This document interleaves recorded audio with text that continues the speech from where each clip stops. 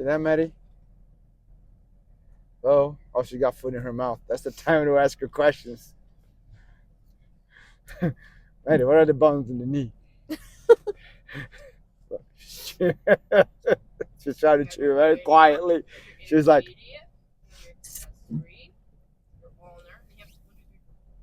1, 2, 3, 4. Okay. So speaking of that, today we're going to talk about the American Farrier Association. we are? Uh-huh. I didn't know that.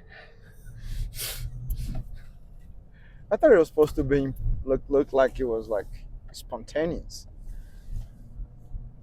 Well, you didn't know that. You just said that. Well, like you're like, okay. Okay. I'm so confused right now. Oh, that's fine. Okay, take 2. Action. Okay. Wait. It's already in action. Cut. Take 3. Action. You just gotta start, You man. have to say, today we're going to talk about the American Farriers Association. But then it's not spontaneous. Well, I thought that ship sailed. We can just like be driving. It's like, hey, what do you think about this? And then you just bring the subject up instead of like giving these people an agenda. It needs to look like we're having a conversation in the truck. Not necessarily that we sit down. I mean, we do have to have talking points, but they don't need to know that. You know what I mean? You feel me? Okay. So start talking about. Well, you bring it up somehow. Okay. Okay. Just. Well, but how do I bring it up? Since we're already talking about it, how do I naturally bring it up? Do I have to like wait for a new topic to arise and then segue again? No. Just say something. I'm gonna have my gummies. Your energy gummies? Mm-hmm. Those are no wheat gummies though. Those are vitamin D3. Yeah.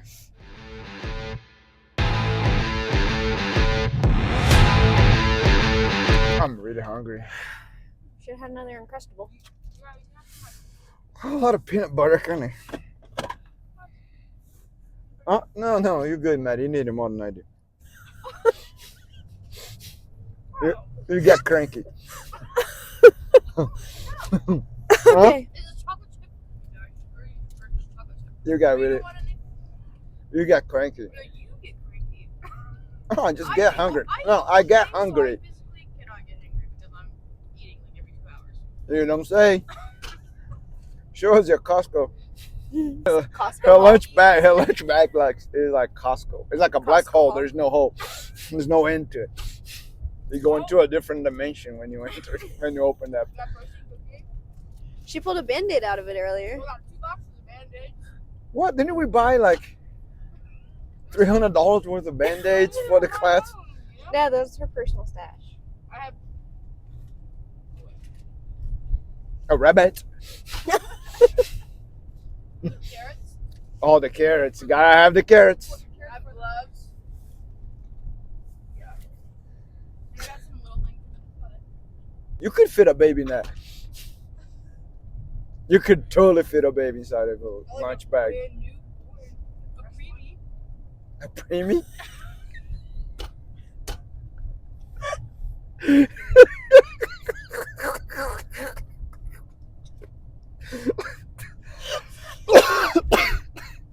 And I'm the bad one. That's so cool. That is not. Yes, it is. It doesn't say preemie. Well, I guess we can argue with Maddie. Her dad's a doctor, though. Yeah, my whole family's in the medical field, okay? Dad's a doctor. Right. Oh, that killed the mood. Speaking of, Speaking of preemies, let's talk about the American Rocker Farrier Tails. Association. like little rocker tails. So why don't you tell the people all the letters after your name? I don't like talking about it. Okay, well that's Well, you ask me why I don't tell people, and I answer it. 'Cause I don't like talking about it. Like I answer your questions, but I don't like. okay. I don't like making a big deal out of them. Diego Almeida, CJF, FETE,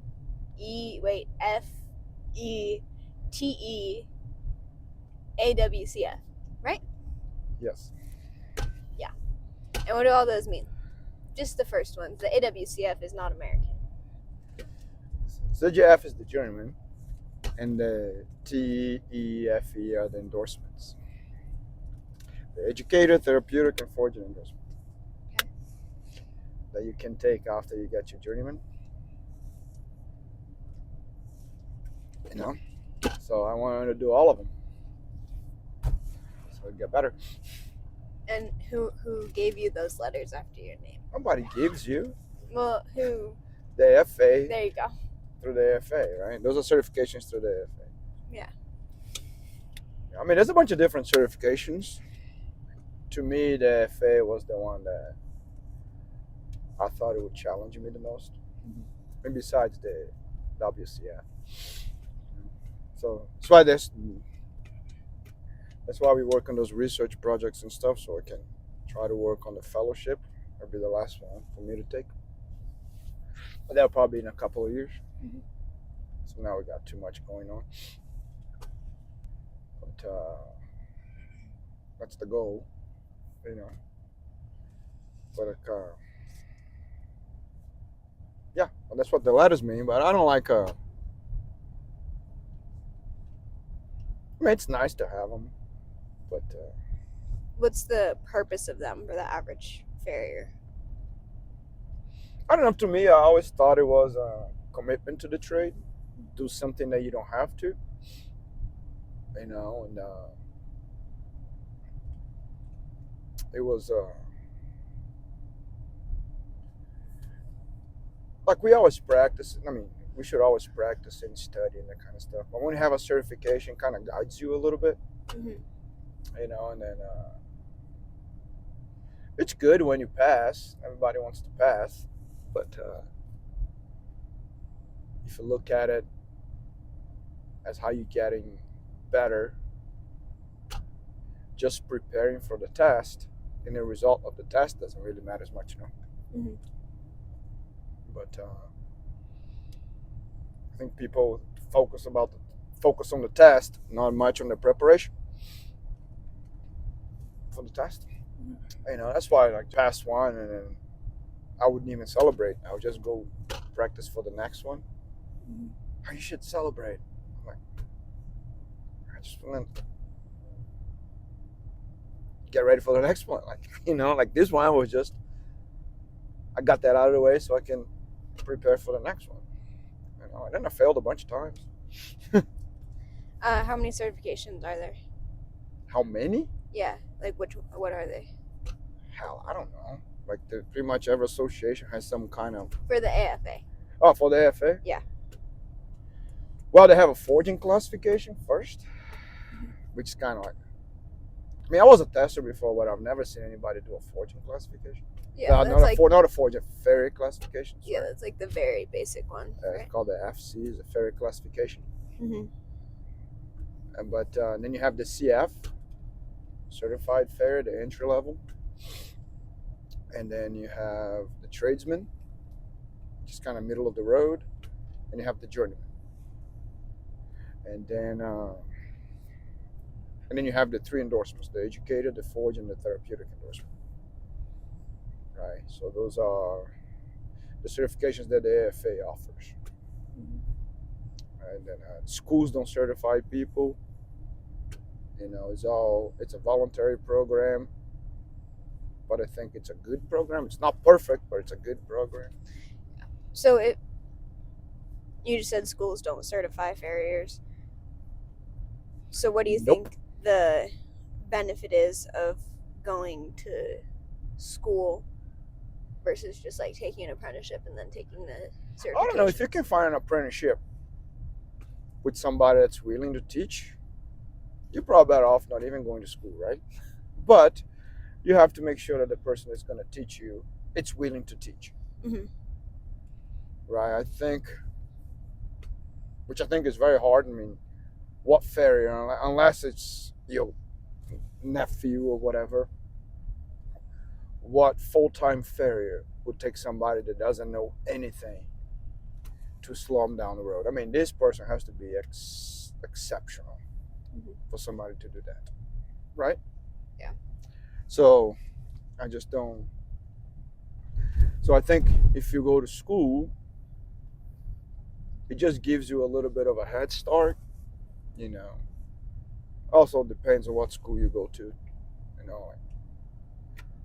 But just gives you a head start, and then you just so when you finish school, if you got an apprenticeship, you know, at least you should know how to pull shoes, you should know how to clench, you should know how to, you know, shape some keg shoes, that kind of stuff. You should be able to rough out some handmaids, you know. I mean, there'll be flaws here and there, but you should be able to trim, which also has room for refinement, but you should be able to do those things if you go to school, you know. But And what do people get at the end of the school if they pass? Because people say they get certified from the school. yeah, we got people that lie about that. They don't get certified. They get a certificate of completion if they have a final grade of 70% or more. They do not get certified, and we are very clear about that. It's in the program. We talk about this the first day of class, you know. But I mean, we have people that walk around and saying they are master farriers. I don't even know what that means. You know, I'm a master farrier from Montana State. I'm like, what? I didn't even know there was a title. But so we got those people. They usually the ones that do that are the ones that are not very good. You know, so they're not. They're not. Like, schools don't certify. The schools can give a certificate, but it's not a certification. Yeah. Makes sense? There's a big distinction about that. And then, you see where I'm going to turn? But she said her road's closed. Yeah, no, it's way I up gotta. there. It's like almost right. I gotta turn Polywog. It's like almost right before the Murdoch's exit. You'll see all the traffic cones and stuff. I was out here the other day. You know what it is then, huh? Tell me what it's. Oh, okay. So when you're looking for a farrier, is a good place to start looking to see if they have certifications? Oh, that's a whole can of worms, huh? Well, I think so.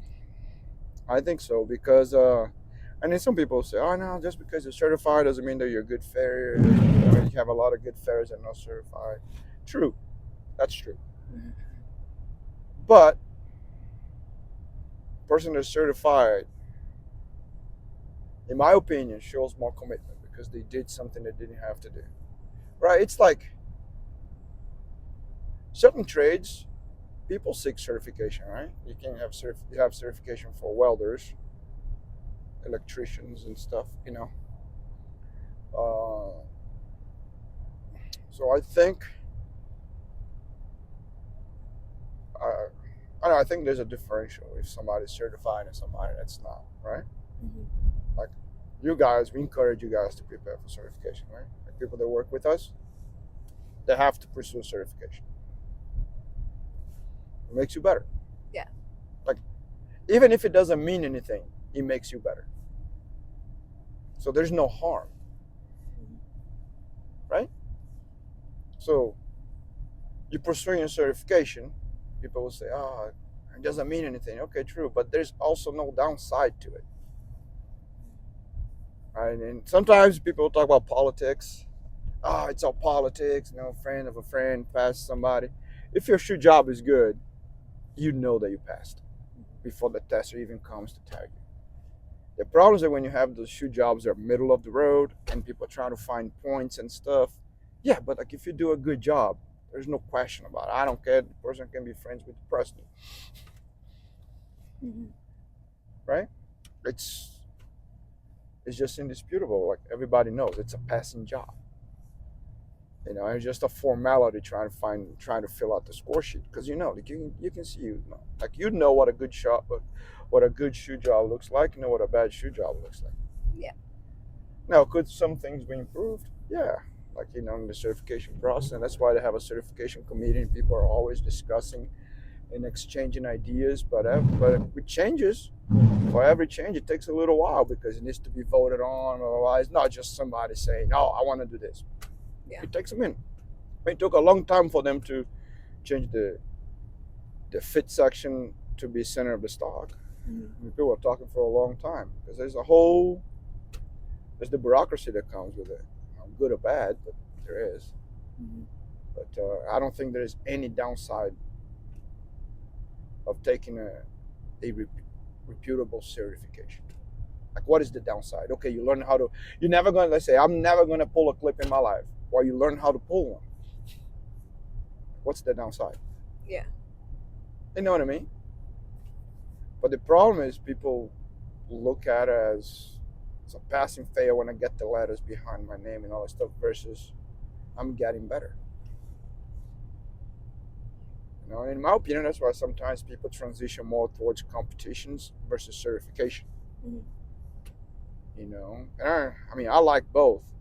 I don't compete now because I don't have time. Because I love competing. Competed a lot when I was apprenticing. It's just not my priority right now. But people transition more towards competition versus certification because the competition, it's not really a pass or fail. You got last, right? But you didn't fail. You got last. The certification is you against you. Yeah. So plus when I was at the university,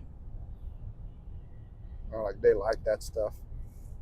So I finished all the certifications was still at the AFA before I came to Montana. You know, but that's why I did it. It wasn't. It was just a challenge that I wanted to do.